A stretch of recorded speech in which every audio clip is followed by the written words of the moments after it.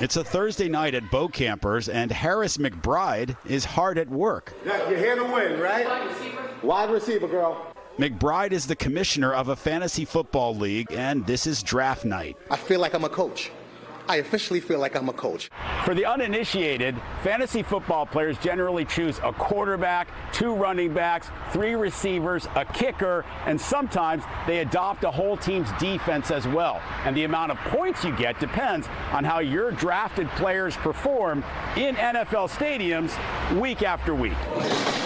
There's so much that goes into fantasy football, paying attention to each game, each player, injuries, stats, you name it. You really got to kind of pay attention. That's what kind of makes you feel like you're in the game, you're playing the game. I'm a huge basketball fan, but I have so many dude friends and clients and buddies that like football that I had to learn about it. So now I know more than they do.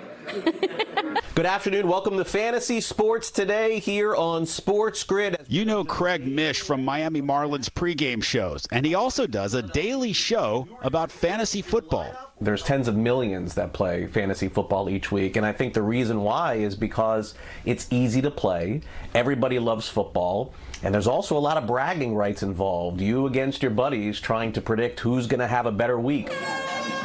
Does fantasy football help the NFL? It makes everybody watching on Sunday more interested in games that don't matter. No matter who their favorite team is, fantasy football players keep tabs on all of their players all over the league. Everybody wants to know who the player that is not on a roster in fantasy football, who you should be picking up and playing.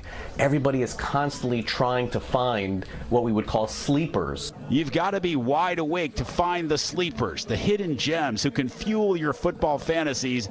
Good luck to all. Opening night is almost here. Ari Odzer, NBC6 News.